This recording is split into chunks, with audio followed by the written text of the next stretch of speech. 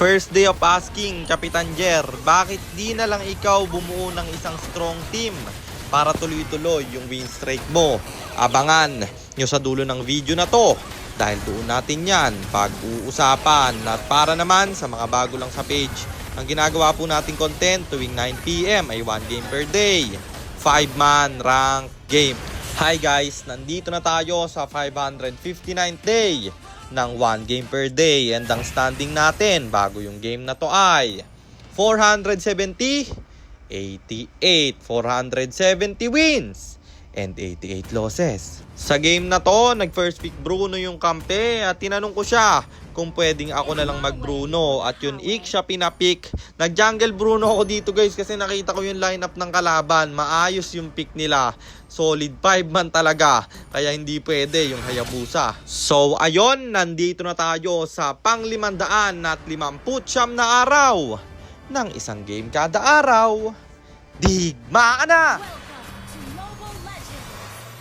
Kung mapapansin nyo, di ko ginamit agad yung retry dito. Inintay ko muna kasing dumikit yung Yi Sanchi nila para super slow siya. At dito bumanda pa yung ultimate. Kaya siya ang unang mabibigyan. Sabay diretso sa baba, namatay yung Florin nila at yung Granger pulahan. Dahil dyan, tayo ipe-plating. At dahil walang dumipensa, Tori ay nabasag natin. Tapos yung Turtle, aming i-contest men. Pinuko muna yung Hylos, tsaka ako inagaw nung medyo lumayo siya at naretrihan natin yung Yisan Shindon men. Bagsak pa yung Hylos at diretso sa top.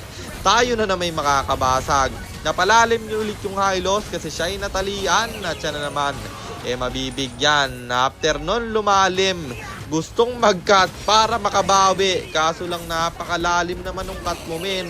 Sunod-sunod yung deaths ng Hylos. Kaya nahihirapan na sila. Kapag ganyan yung sustain nyo, manlalambot talaga yan man. Kaya kapag kayo ay sustain, iwasan yung mamatay. Nakuha natin yung Turtle doon. Nati-invade tayo dito. Makukuha niya yung buff, pero siya naman na ibabagsak. After nun, bumasag ulit ng Torre. At ilan na ba yung napupush natin pre? Comment nyo nga sa baba. Sabay push na naman ng inhibitor nila. At sila siyang magaganap. Unang babagsak ang Hylos, isusunod ko yung Sicilian. Kaso ako na ipulahan, kaya in-out ko na lang man. Sabay diretso sa Lord na aking i-burst at libreng makukuha dahil mazozone out yung retry holder nila. After nun, basag na naman ang Torre. At gitna naman nating punteriya. Mabubutas natin to, dadash in yung Yisan Shin bro. Kaso lang may ultimate yung Digit-Ig siya, kaya siya pa yun napasama. Bagsak na rin yung Hylos nila. Isusunod namin yung Sicilian at bagsak yung tatlo. Pinush ko muna yung top bro at 4 na yung patay. Florin na lang yung natira. Paano pa kaya siya dedepensa? 4 ang kumakatok sa base nila. Kami nag-tower na, natapos ang laban. Kaya panalo na naman tayo at ang standing na natin ay 471, 88, 471 wins and 88 losses. At Mythical Honor 37 stars na tayo. 11 win streak na rin. Kaya 97 na lang. Mahihigitan na natin yung 107 win streak ko. At sagutin na natin yung tanong ni Idol.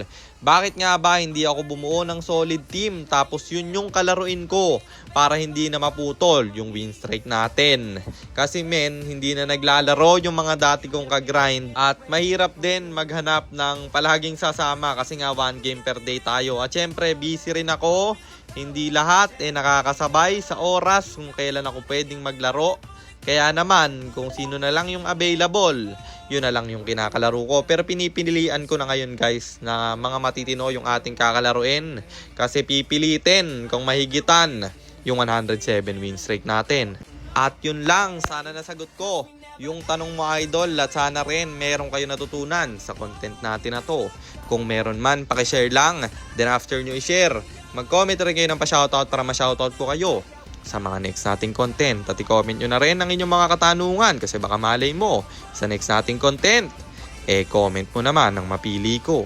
At kung nagustuhan nyo yung item at emblem na gamit ko sa game na yon, eto yon: Tough Boots, Husklos, Berserker's Fury Windtalker, Malefic Gunner Winter Crown or Immortality, and then Rose Gold Meteor pang buy and sell. Emblem natin Assassin. Talent natin ay Swift, Seasoned Hunter, plus Quantum Charge. Siyempre Retribution kasi jungle tayo doon. At para naman sa mga gustong magpapilot ng ML accounts, mag-PM lang kayo, nagre-reply ako. At syempre, may bayad yon. Kahit hanggang anong rank pwede nyo ipapilot.